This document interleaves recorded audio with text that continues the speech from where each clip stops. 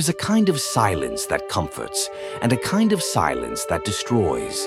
One that gives you space to think and another that buries what needed to be said.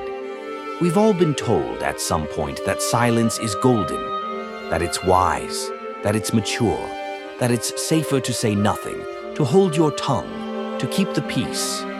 But no one ever told us what silence costs, what it means when we trade our voices for comfort, when we choose not to speak, not because we have nothing to say, but because we're afraid of what happens if we do. Because silence, though it feels safe, is never neutral. Silence is a decision, and sometimes it's a dangerous one. We were raised in a world that rewards quiet obedience. We were taught that strength is shown by how much you can swallow without reacting, that maturity means walking away, that it's noble to keep it in, to not make a scene, to not be difficult. But the more you hold in, the heavier it gets. Until one day you realize that you've gone completely silent, not just with others, but with yourself. You stop asking what you need. You stop voicing what hurts. You stop dreaming out loud. You stop existing fully. And it starts so subtly. A conversation you avoid, a truth you edit, a pain you swallow. Until your silence becomes your identity. You become a version of yourself that's easy to be around, polite, peaceful, acceptable. But inside, something is shrinking, dimming, breaking. The problem is we confuse silence with peace, but they are not the same. Peace is active, it's earned, it's messy, it's fought for. Silence, on the other hand, is often just the absence of conflict. And conflict, contrary to what we were taught, is not always bad. Sometimes it's necessary, sometimes it's the only thing that forces change. But we don't like conflict, do we? It's uncomfortable. It threatens relationships. It challenges the image people have of us. The agreeable one, the easy one, the one who doesn't stir things up. So we keep quiet. And we tell ourselves it's for the best. We tell ourselves it's wise. But deep down, we know it's fear. Fear of being misunderstood. Fear of being abandoned. Fear of being labeled as dramatic, emotional, too intense, too loud, too much. So we choose silence. But silence doesn't save you. It slowly unravels you.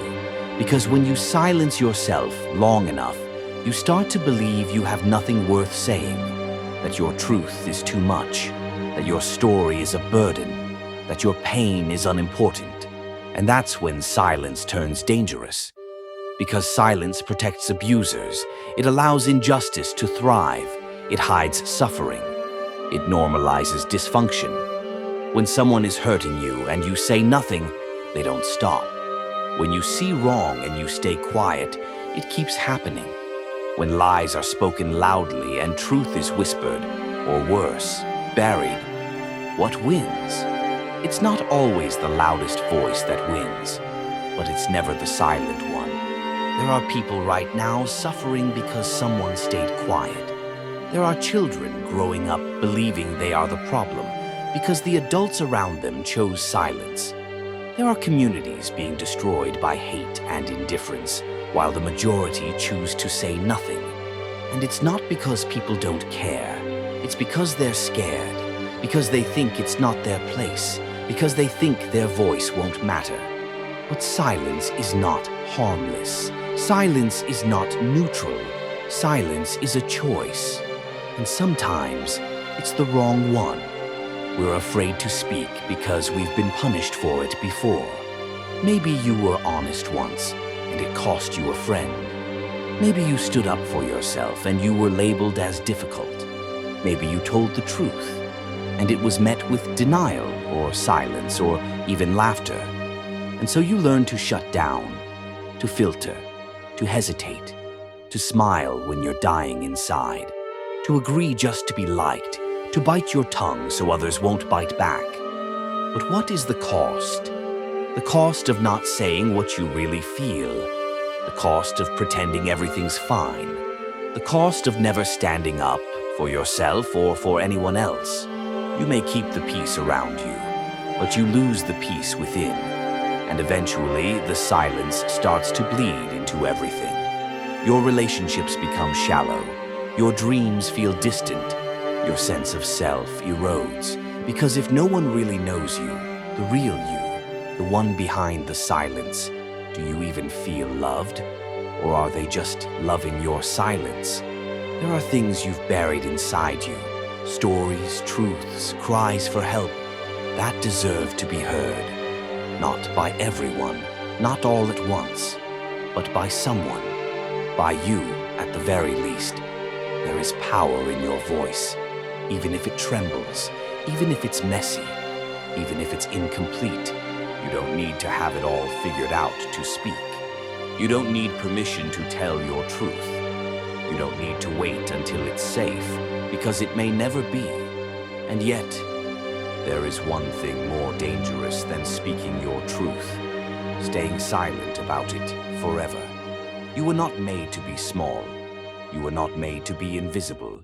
You were not made to be silent. You were made to feel deeply, to speak bravely, to tell stories that shatter illusions and challenge the status quo.